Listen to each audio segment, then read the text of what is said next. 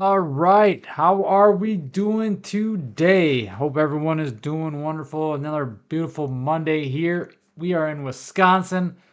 Nice fall day. Fall is kind of finally here where it's cold in the mornings, like 30 degrees. So I finally moved my garage gym all inside over the weekend. So that was one thing I got doing on the weekend, just because when I left in the mornings before clients come or before I teach or whatever I have going on the day. I like to get it done right away.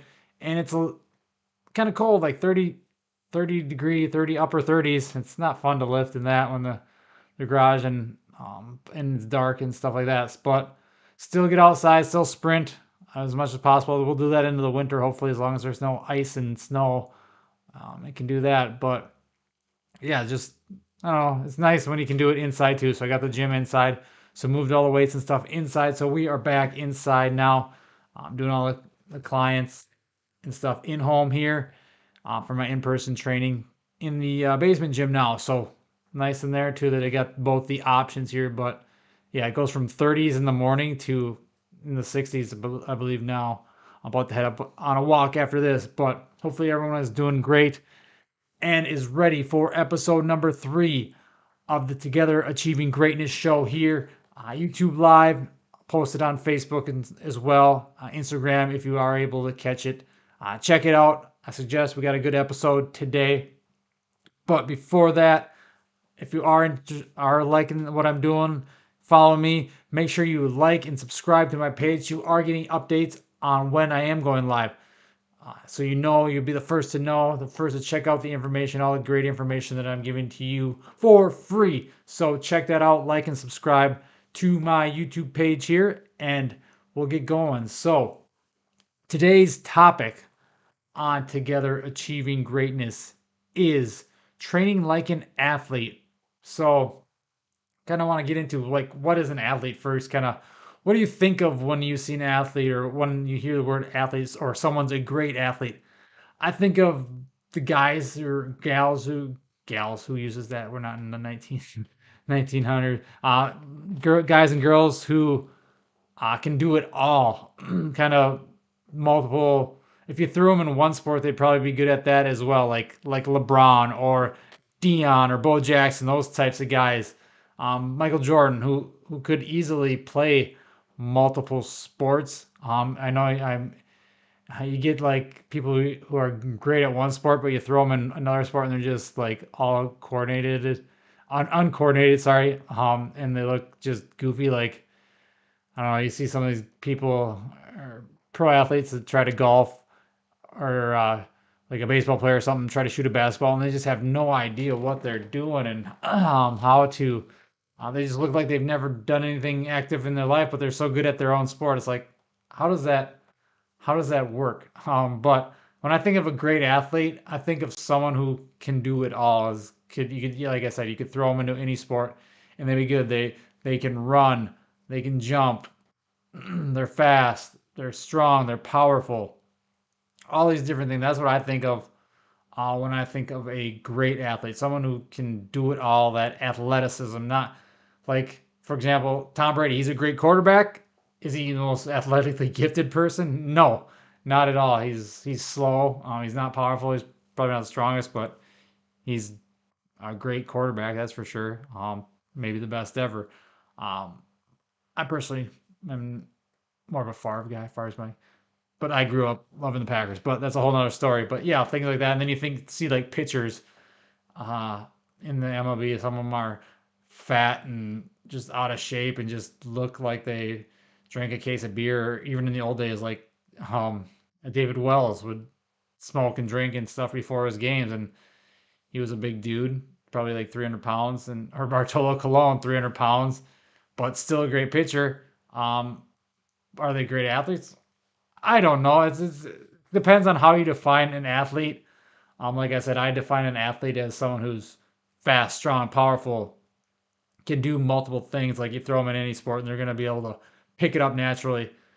A good example of this is Kurt Angle, who was a Olympic wrestler and then got thrown into WWE, which I guess it's sports entertainment. but he picked it up quickly, and hear stories about that all the time. But yeah, like some of the other famous ones are, like I mentioned, Dion, Bo Jackson, both played multiple sports and did pretty well at multiple sports professionally. MJ did it uh, without playing baseball after how many years.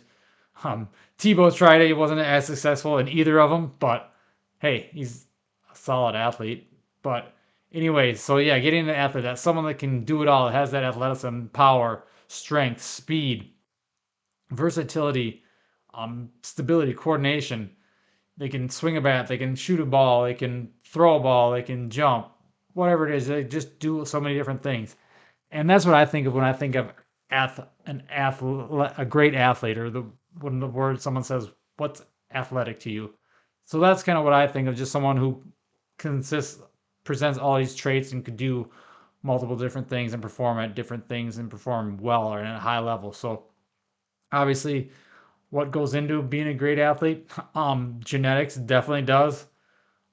Work ethic, effort, just knowledge. Like even like with Tom Brady, he's one of the things that makes him so great is his mind. So having all these things, just putting in the work and wanting to be better and knowing your body and not always going. There's the thing, yeah, like with going hard all the time, and you don't always have to do that. And we'll get into that a little bit when I get into breaking down how to train like an athlete. So that's just a little bit of what I see as an athlete or someone who's athletic. You could have a totally different definition, but that's it, and that's what my definition is. So now I want to get into training like an athlete and why I believe this is the best way to train throughout your entire life, whether you're a current athlete, middle school, high school, college, professional, whatever it may be, or even after you're retired, your playing days are done. And there's a lot of clients I work with are the retired athletes looking to reboot their careers and be athletic again and be athletic for the rest of their life. So training like an athlete for life is kind of my philosophy on training, and I believe that is the best way to train, train athletically, not just strict powerlifting, that type of thing. So why train like an athlete? Um, Number one, of course, it will make you look good. Duh. No, that's just a side effect. And look good. You're gonna feel good.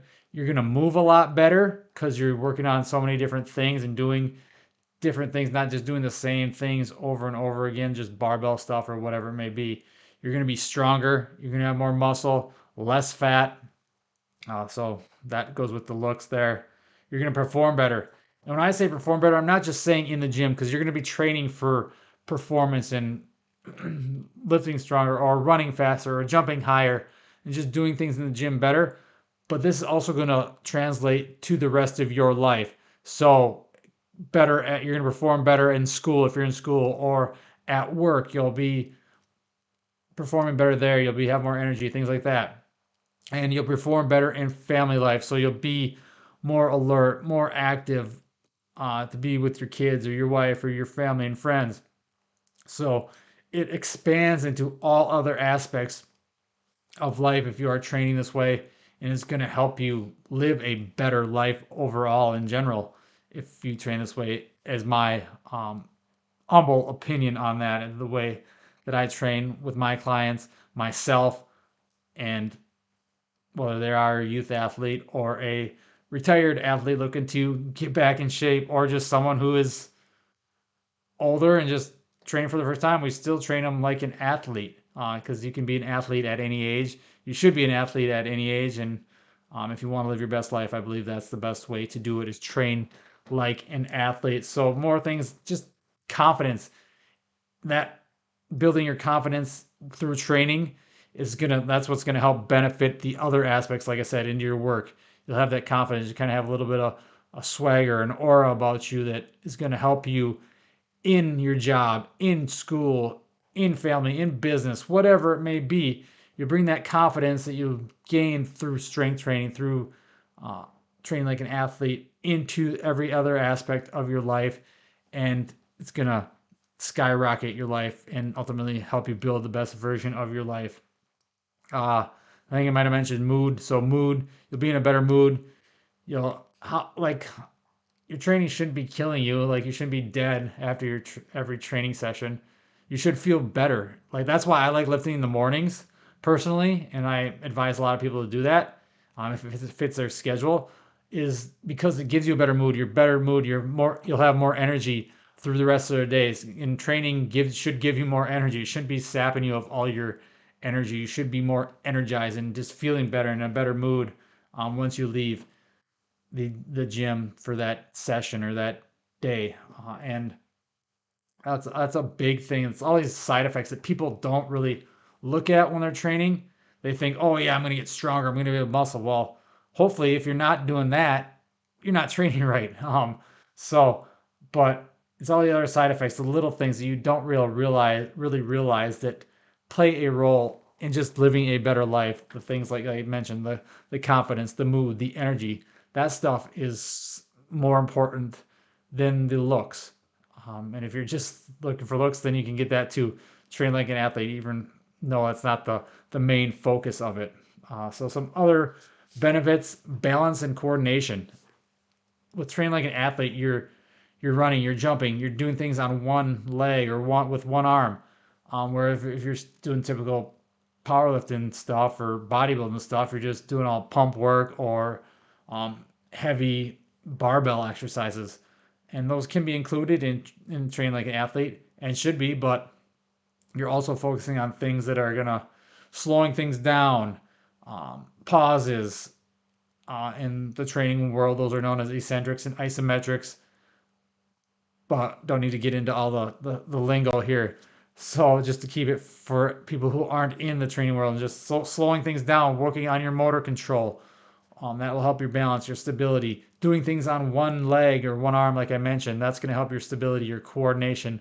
A lot of people don't train. They're always thinking of when they're lifting, they're squatting with on two legs or benching with two arms, and just switching that up and challenging them to work on that coordination, the stability, that motor control. So they are that was better at moving, building better movement quality, which will translate into life where they'll be able to climb the stairs easier or they'll be able to squat down to pick up their kids and things like that without or a big common one here in Wisconsin coming up in a few months once the snow and ice hit is slipping on the ice and wiping out. I know I've done that a few times, and sometimes you can't catch yourself because your hands are full with the lunchbox backpack and almost break your elbow like I did. What was that, 2 years ago now?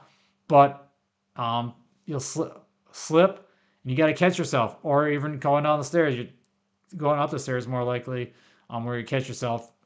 You have that balance, that coordination to do that as you age. Whereas if you're lazy, you're not training, you're not going to be able to do that. You'll just fall, break a hip, or whatever it may be. So hopefully we can avoid that with training like an athlete. Yes, you can't prevent injuries. There's no such thing as injury prevention, which people promote. But you can reduce injuries, and training like an athlete is going to do that. Like soft tissue injuries, things like hamstrings, um, quad tears, that type of stuff. The soft, the muscle pulls, those types of things. You can greatly reduce them by training like an athlete. But of course, you can't prevent all injuries. I could walk out my door and get hit by a truck right now. Let's hope that not happens when I go on my walk here after I'm done with this. But hey, it could happen. And if you don't see episode 4, that might be what happened. I might have got hit by a bus. So let's hope not. But again, you can't prevent injuries, but training like an athlete is going to help reduce the risk of getting injured if you are training properly and like an athlete. So it's going to make stronger bones. Lifting weights helps build stronger bones, stronger tendons, stronger muscles in general. So not just looking better and being stronger on the outside with your um, absolute strength or relative strength, but being stronger inside your internal, your organs, your heart, your bones, your tendons, all that stuff is going to be stronger as well. So, which goes back to that less injury prone, and with the soft tissues and stuff like that. And then that will lead to less aches and pains. How often You probably sitting right back right now thinking, oh, this is some good stuff, but ooh, my low back just sitting here watching, or you get up to go grab a glass of water. Oh, my knees crank and crack and sound like Rice Krispie bars, or aches and pains in the hips, shoulders, whatever. Maybe it's from a previous injury, a surgery, something like that, or it's just what you attribute to getting older. And these things can be taken care of. You can get rid of a lot of aches and pains with proper training, proper movement, and training like an athlete. So that is just another benefit. There's other ones that I'm not going to get into now if you have any questions on other things, but there's so many, there's such a magnitude of benefits of why training like an athlete I feel is the best way to train. But now I want to get into the nitty gritty, kind of the how to train like an athlete, what it consists of, and what you should be doing when you are training like an athlete. So basically, when I say train like an athlete, what does it consist of? It consists of lifting weights. It consists of sprinting. Consists of jumping and throwing, and mobility and some conditioning stuff. So, and basically just movement. So all those things are what I consider in training, the training aspect. Yes, you need nutrition, you need sleep, but those are a different story for another episode. So training, when I say lift weights, we're thinking lifting heavy weights, and lifting light weights fast. So kind of goes into the different ways you can do it. I like to tell people 3 to 5 times a week is ideal for the lifting part, depending on your schedule, your uh, training age, your experience level, injury history, um, time of year, what your goals are. So these are all factors you need to look at when planning out your training or your lifting schedule, and it needs to fit your lifestyle. You can't fit if you're trying to train 7 days a week, but you got a super busy job, you got kids chasing around, family events, all this stuff, you're running back and forth. That is not going to work out because it's not going to be sustainable. So you want to find something that fits your life, not the other way around. And I work with people when I coach them. That's one of the first things we find out is their schedule, figuring out how often they can train, how much time they have, and because you don't need 3 hours a day, 3 to 5 times a week is perfect. 3 times if you're doing like a full body split, or I like four or 5 times, depending on if you're doing a upper lower or push pull leg. Those are the three main um, training splits I like to use: full body, upper lower, or push pull legs. Depending on each person, again, each situation is different. Everyone is different. Individuals need individualized programs fit to their life, their lifestyle, their needs, their goals, and their training experience. So, looking at that, those are things you need to take into consideration. Whether you're designing your program yourself, you have a coach who is designing it for you. You need to take these. And any good, if a coach just throws you a piece of paper that says, "Here's your program," without finding out anything, things, get out of there, run away. Find someone else, because they need to take into account all these different things to help you, if they're truly looking to help you. So lifting 3 times a week, I mentioned lift heavy, lift light weights fast. So focus on compound movements when you're doing these lifts. So think of things like squats, the hip hinge, so deadlifts, Romanian deadlifts, single leg Romanian deadlifts, any hip hinge movements. So glute bridges, those types of things, hip thrusts, those hinging pattern in the hinge position. If you need more information on any of these movement patterns, hit me up, comment below. We'll get you over some more information, and we'll probably deep dive into some of these in later episodes. So squat, hip hinge, you got upper body push, upper body pulls. So you can do vertical and horizontal on both. So think of upper body push as a push up bench press. Um, that would be the horizontal. Vertical would be, or vertical pull, sorry, would be overhead. Overhead push would be overhead press.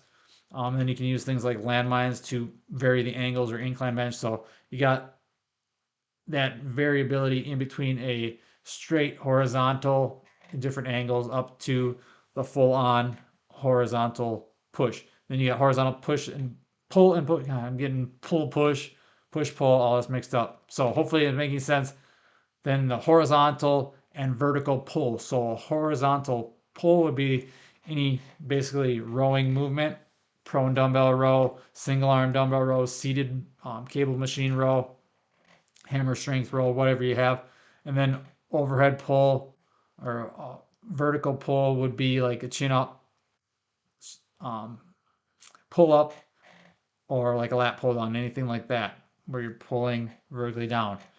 Then we get into single leg unilateral. So you got the lunge pattern. So split squats, lunges, single leg squats, all these different things just to, and that's where that, when I mentioned that balance and coordination, a lot of that comes in because so many people do too many things on two legs. They don't worry about the one leg or one arm, even one arm, like one arm bench pressing, one arm rowing, doing things one body, one arm or one leg at a time unilaterally. So lunge.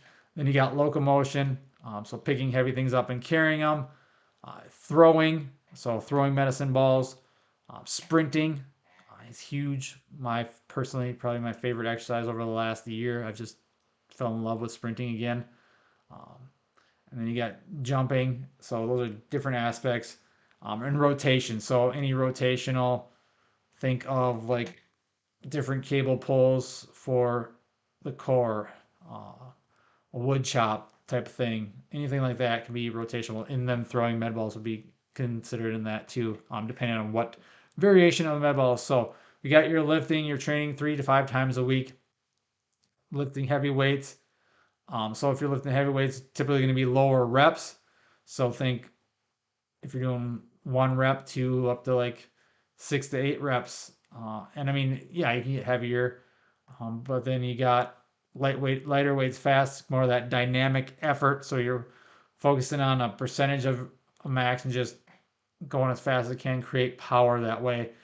So the three training methods, if you look at it, is the max effort method.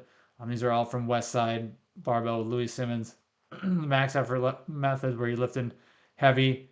They focus on 1 rep. I don't do a lot of 1 rep maxing or max effort. Think more like 2, 3, 4, 5, 6 reps, and just work on different ranges there and get stronger in all those different rep ranges where you don't have to just do 1 rep all the time. Maybe you work your way down. You start at the training phase, you start at 5 and 4 the next week, 3 the next week, 2 the next week, and then change it up or whatever you do. And I work with this, and just training in different rep ranges is good.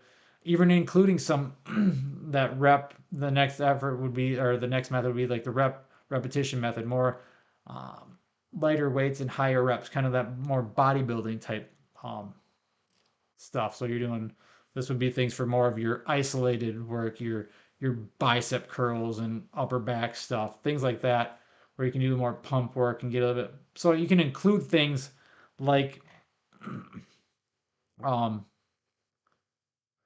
like bodybuilding type stuff and some powerlifting stuff with heavy barbell, but don't limit yourself to just doing barbell work or bodybuilding pump work. Sprinkle them in, and don't think you need to rely on just barbells, especially for your big movement, your compounds, your squats, your benches, your hip hinges, your deadlifts. You don't need to use a straight barbell. In fact, those are advanced, and a lot of people don't necessarily need them, because a lot of people, that's what causes them pain, is throwing a barbell on a straight bar on your back and back squatting or deadlifting from the floor. Most people should not be deadlifting from the floor, especially with a straight bar. 90 what Dr. McGill is what's like some 92, 93% of people are not even physically capable or should not physically be lifting from a straight bar from the floor just based on our anatomy, our hip bone structure. So why, if it's causing you pain, there's so many better ways to do it. You can use dumbbells, you can use different specialty bars or machines or things like that. So there's so many different ways. There's no one exercise or one exercise variation that is mandatory. Find what works for you. Find what fits your body, your goals, your experience level, and what you're looking to get out of it, and use that and find something you can be consistent with, and it helps you make progress consistently, and you enjoy it, and it's not causing aches and pains and things like that. Because if you're doing that, then why? You should. That's one thing you should never do, is never train through pain. You can train around it, but like I said, with different methods, things like that, different bars, different tools. But don't be training through pain. That's what most people are trying to get out of, is pain. So why would you train something that's gonna hurt you even more? So we kind of covered the lifting there, and now the next part is sprinting. And it's not just endless jogging. I don't jogging. Eh, there's a time and a place. If you enjoy it, then do it. But I find it beats up people, beats up joints, beats up tendons, especially if you're doing it on pavement. So that's where I like sprinting. Be fast, be athletic, and just sprint, recover fully, sprint again. It's the most intense, most max effort movement exercise you can do. And it doesn't mean you have to be Usain Bolt and run a 9 second 100-yard dash. You can be slow, but you can still sprint at full effort. Then you rest and repeat. You're not just doing wind sprints and gassers like they do in these terrible conditioning tests for sports that you would never see that in their sport, but just doing sprints. So include sprints, include throws. So medicine balls, uh, get a medicine ball. There's a bazillion different variations you can do. Um, they work on power, they work on strength, help you build muscle, and they're fun because they can help you just take out some anger. Just get a med ball, slam it, throw it against the wall. Frustrating day at work. Med ball is a perfect medicine there. So throwing, and we got jumping and plyometrics. So be springy, jump. Again, you don't have to jump and dunk, but you should be able to get off the ground a little bit, and it's just going to help build some power, build some coordination, stability. This jumping is a great tool for helping with like things like I mentioned before, like falling, and able to catch yourself. That power that people do not train as they age. It's one of the missing pieces of training for people as they age. If they're training at all, they're just trying to do strength training or cardio, and most of it's cardio, which you don't need as much as you think. Jumps. Then you got mobility, and the best mobility is just being able to move through a full range of motion and control that. And a lot of strength training, weightlifting is going to help you do that as long as you're doing it properly. So learning to move properly, as Zach DeCant made it famous, movement before maxes. And I take this into my coaching, is making sure people move properly before we are loading them up, making sure they're able to do a body weight squat before they start barbell back squatting, or can do push-ups before bench pressing and things like that with the barbell. So we don't want to just rush things and crush people under a load with crappy form, because then you're just making things worse, and you have to turn around and relearn new patterns again when they're after they get into these bad habits with just lifting heavy with poor form. So master the movements first, and the best way to get better at moving and mobility is through actual strength or resistance training. So you can throw in mobility. I'll do a lot of mobility work. Just is it doing a lot? It really depends. Mobility work, stretching. It's I like because it feels good. I mean, I think it makes me move and more, I guess, supple, so to speak, and just feel better. So that's the big reason I do it. Things like just body weight movement, like Cossack squats or hip circles or fire hydrants, ankle mobility, hip flexor stretching, half kneeling hip flexors, things like that. A lot of shoulder work as a baseball player. Try to keep the shoulders good and loose, things like that. Upper back, thoracic rotation, just a ton of different drills you can do to include mobility.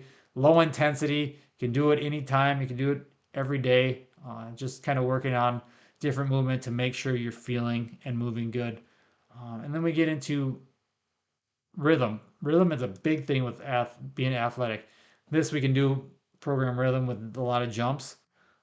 So jumping like less intensive, like pogo jumps, if you know what pogo jumps are. If not, I can get you a video of those. So just being rhythmic and not being like kind of goes along with the coordination.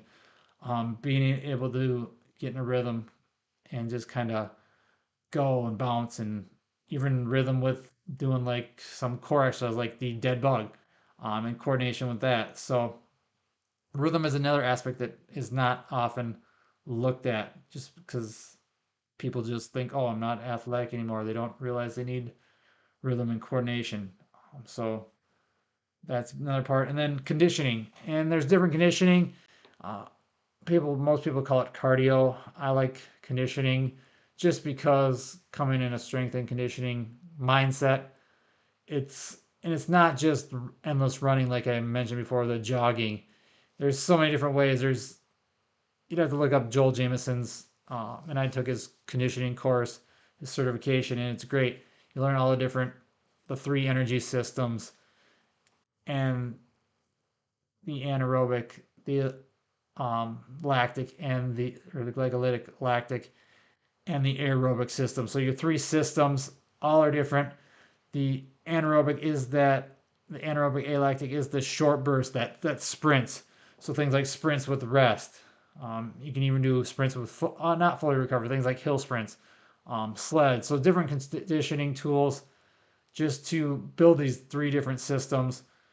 Whereas if you're an athlete, a team sport athlete, most likely most sports are going to be more in that alactic anaerobic state. But most coaches train in that lactic, which especially with baseball, coming from baseball, which is never going to be a part of baseball because baseball is max effort for short bursts and then a lot of rest. So conditioning specifically for your goals is what I'm trying to say. So if you are in a sport, if you're an athlete currently, you should condition for your sport. And the best way to do that is by playing your sport or setting up specific drills that mimic the work to rest ratio in your sport. So you can do that with the alactic or the lactic method, depending on what your sport is. But again, train like an athlete, the different ways. And then the aerobic is just that would be more like thinking of like the jogging, the longer duration, slower, less intense movements. And there's a ton of different ways to do this. I'm not a big fan of jogging, like I said, running long distance. Implementing tools like a sled, loaded carries, walking. One of my favorite things to do, walking. You can put on a weight vest, you can carry some dumbbells, do some farmer's walks, pull a light sled for walking. It's going to be minimal effort, minimal intensity, but it's going to help with recovery. It's just going to help move. You can use Airdyne bikes, any bike type thing. So there's different tools rather than just always running. But again, conditioning should be set for your specific goals and not necessarily just to burn fat. This is where it's going to help your heart. That's the biggest thing with conditioning or cardio is helping your heart. And again, when you're training, train. You're not training to burn fat. Train to perform better. Train to build muscle and build strength, build power, build speed, and the other aspects will help or will take their place based on your diet and your sleep. That's where fat loss comes from. That's where if you need to lose weight, that's what's going to happen. That's where that's going to happen. Not in the weight room. There's no such thing as a fat loss workout. But make sure you are training like an if you want to train like an athlete, follow those things that I mentioned before. And how do you do this for life? Again, you follow these, you find what you can fit, what fits your lifestyle. Whether that's maybe it's like me before I have kids or anything like that, or a family, I can train 4 to 5 days a week. No problem. I just got to worry about my business and fitting that in my schedule. So that fits my lifestyle. But down the road, might have to move to 3 days a week, depending on. Be adaptable, but find what is works for you, what fits in your lifestyle, and what you can be consistent with, because if you're not consistent with it, nothing's going to work. You can't just, the greatest plan in the world is done inconsistently is not going to be better than a solid plan done consistently. That's just how it works. You have to be consistent. You have to find and make sure it fits your schedule. Again, lift heavy weights, lift light weights fast, sprint, jump, throw, work on some mobility, do conditioning that is specific for your goals and works on improving heart and other functions in the body. So that is how to train like an athlete for life. And if you are interested, reach out, let me know. We'll schedule a free discovery call. I'll even post a link to my website to apply for coaching if you are interested in checking that out and getting a plan designed specifically for you, not just the training like an athlete, but we'll teach you how to eat, build those healthy habits that you can take with you for the rest of your life, work on sleep, work on that mindset, work on all these other recovery breathing techniques that you need to ultimately become the greatest version of yourself and unleash greatness. So again, thank you for checking out episode 3, guys. Stay tuned for episode 4 next week, and have a great Monday.